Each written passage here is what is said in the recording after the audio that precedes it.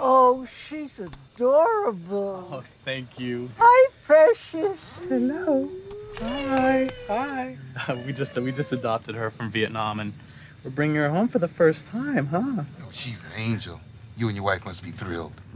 Picture a rich couple at a restaurant surrounded by waiters, showering them with compliments and offering positive remarks in order to get large tips.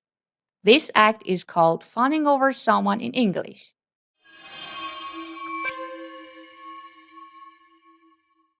Sorry, Daddy needed snacks. Hi. So, what are we talking about? You saw that, right? Everybody fawning over Lily, and then you walk on, and suddenly it's all, ooh, Sky Mall, I gotta buy a motorized tie rack.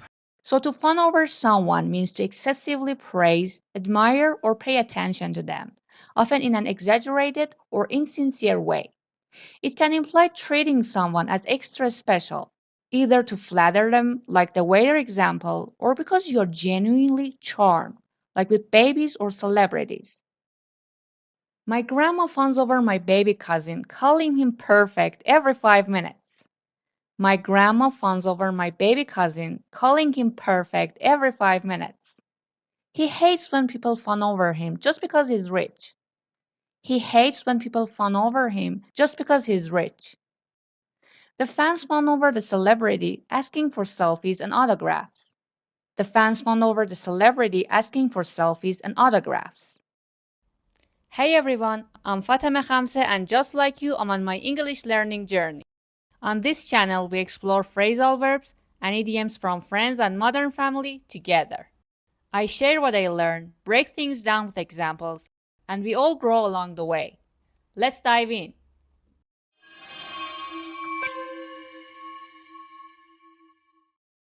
In this scene, Mitchell gets annoyed by how people react when they see him and Cam as a couple. He says, Everybody fawning over Lily, and then you walk on, and suddenly it's all, ooh, Sky Mall, I gotta buy a motorized tie rack. Sky Mall was an in-flight catalog filled with quirky, over-the-top products, like a motorized tie rack, a closet gadget that rotates ties and belts. So what Mitchell really means is that people adored Lily until they saw us together as a gay couple.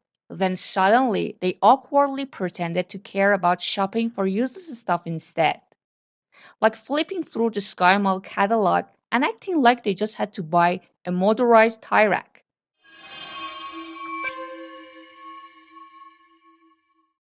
All right, I'm gonna give the speech. You are not giving the speech. What? You're going to be stuck No, with you're these right. people for the next 5 hours. You're right. Okay, I'm sorry. Hi.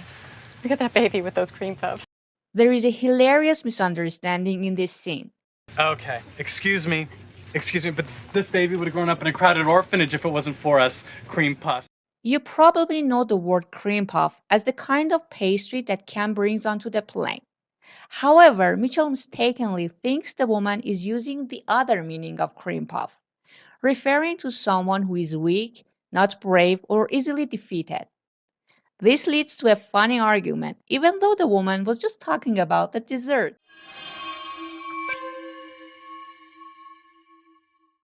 Excuse me, but this baby would have grown up in a crowded orphanage if it wasn't for us cream puffs.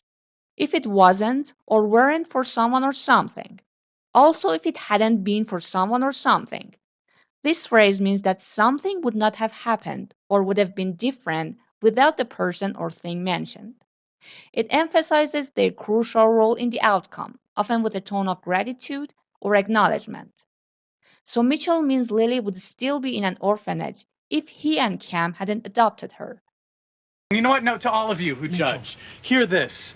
Love knows no race, creed, or gender. And shame on you, you small-minded, ignorant few who what? She's got the cream puffs. Oh, If it wasn't for that scholarship, I couldn't have afforded college. If it wasn't for that scholarship, I couldn't have afforded college. Now let's check out some more examples from Modern Family and Friends. Gloria and Jay plan to go on a trip to Napa Valley, also known as the wine country. Jay says, You know, we would do something like this a lot more often if it wasn't for, Mammy. here, Jay means that if Manny didn't live with them, or if he wasn't part of their lives, they would go on fun trips like this one more frequently. In this scene, Monica argues with another woman over a wedding dress.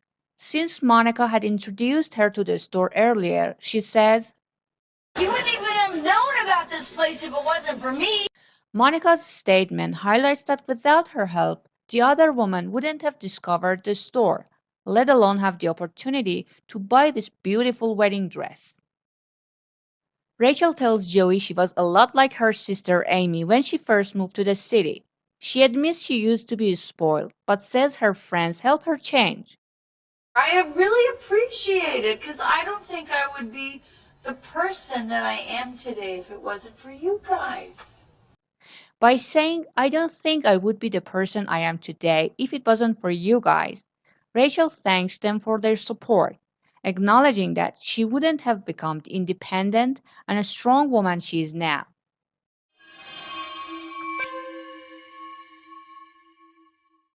You gotta take that kid out. You wanna take him out? How about I take you out? Honey. Why don't you worry about your son? He spent the first half with his hand in his pants. I've wanted to tell her off for the last 6 weeks. When you tell someone off, you angrily criticize or confront them about their behavior, usually in a direct or harsh way. For example, if a coworker keeps interrupting you in a meeting, you might finally tell them off by saying, "Stop talking over me." To talk over someone means to interrupt them while they're speaking by speaking louder or persistently, not letting them finish their thought.